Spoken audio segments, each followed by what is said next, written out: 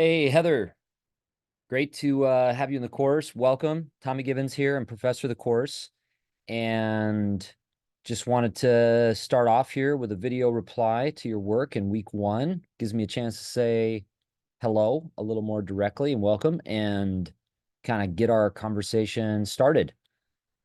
Really glad to have those of you in the MJA cohort in this class. So a special welcome to you guys.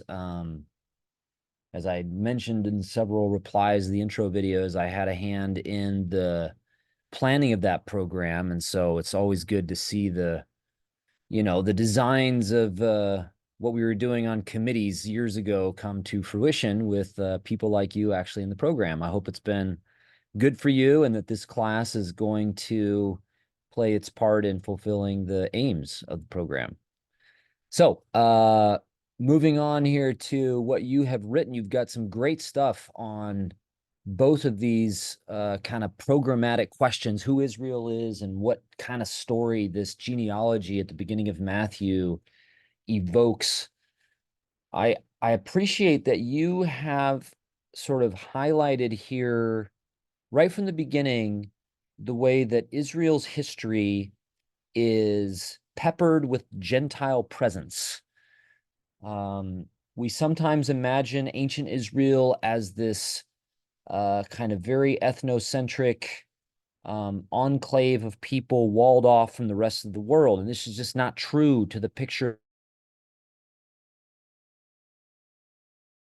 of Israel that we get in the Bible, which in all kinds of ongoing relationships with Gentile peoples, many of them very positive, certainly some notorious ones that are very negative and hostile.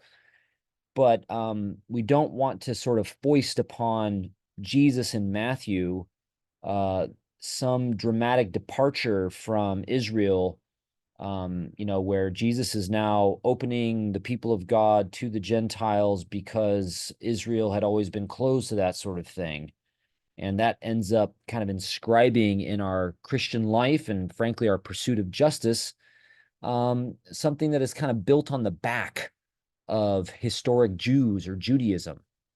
And I don't think we want to play that sort of game.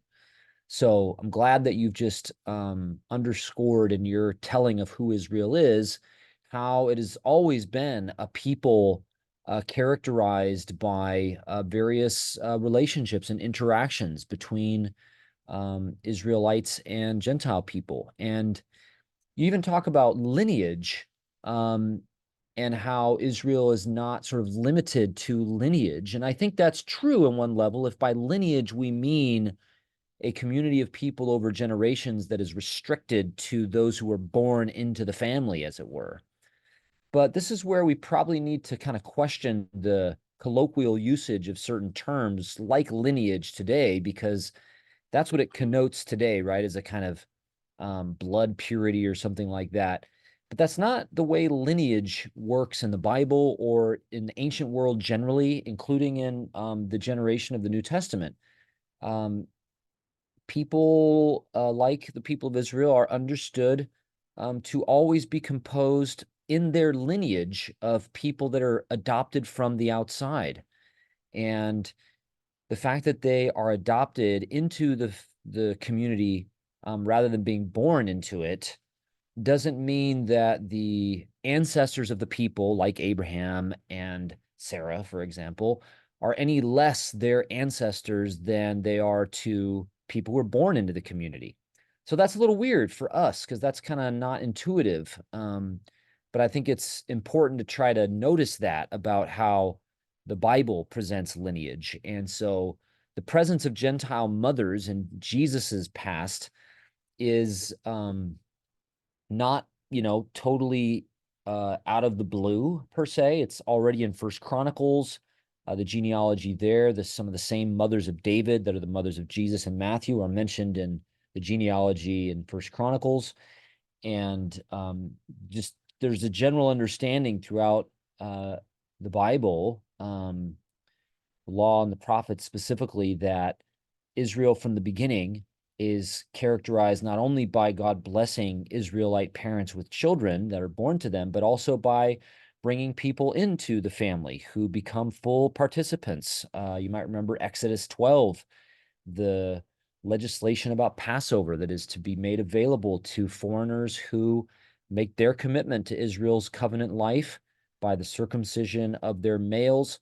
They're expressing their commitment to the covenant law that way, and then they are to be indistinguishable, the law says, from those who are born into the community.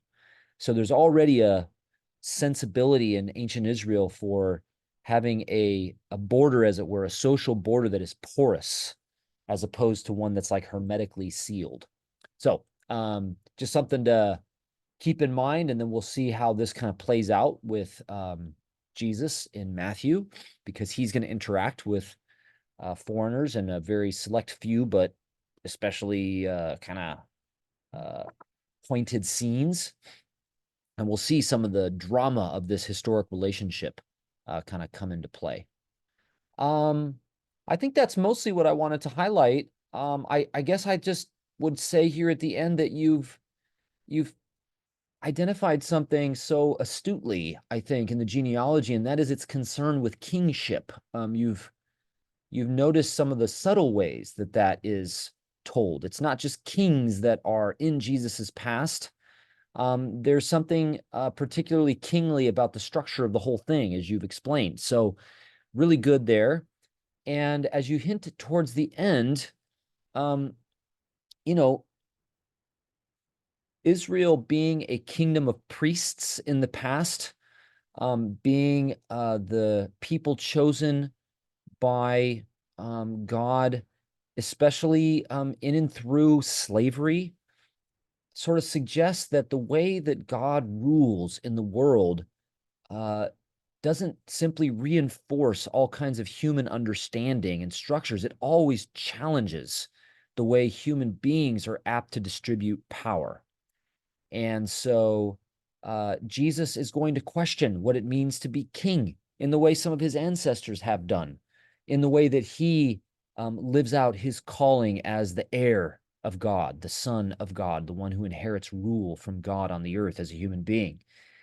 And this extends even to how we think about what hope Jesus fulfills in the course of his life. So at the very end, I think, of your response in Forum 1, you talk about a certain horizon of expectation of total peace on the earth, justice prevailing entirely on the earth, that we don't see happen in the course of Jesus's life. And I think that's a fair observation. By the same token, I would be cautious about dividing, what we see planted in Jesus's life from some kind of ultimate horizon, ultimate future, where there will be no more weeping, for example, as I think you quoted from Isaiah. It's not that we don't want to look to that future consummation, that I think we do, but I think we want to sit with how it is that Jesus sets that fulfillment in motion, not as something that we're just waiting for him to come back to do, but something that grows out of his life and is enacted by his ruling presence as the risen Lord, which is, of course, the note on which Matthew ends. So let's just keep thinking about how sometimes what we have almost consigned to always postponed future might in fact be something that Jesus has given us power to pursue today. And so along the lines of what you're here to study, justice as something that we're not only hoping God will bring one day in the full sense, although there is something to that, but justice is something God empowers us to pursue today, to pursue the future that God revealed in Jesus, not as something that is remote, inaccessible, always removed, but instead something that is near, something that God is giving, but calling us to participate in, to embody, to enact in the way that we follow Jesus and, in fact, become his presence, his ruling presence in the way that we live. Thanks again for some really great responses, Heather. Good to have you in the class, and look forward to the conversation.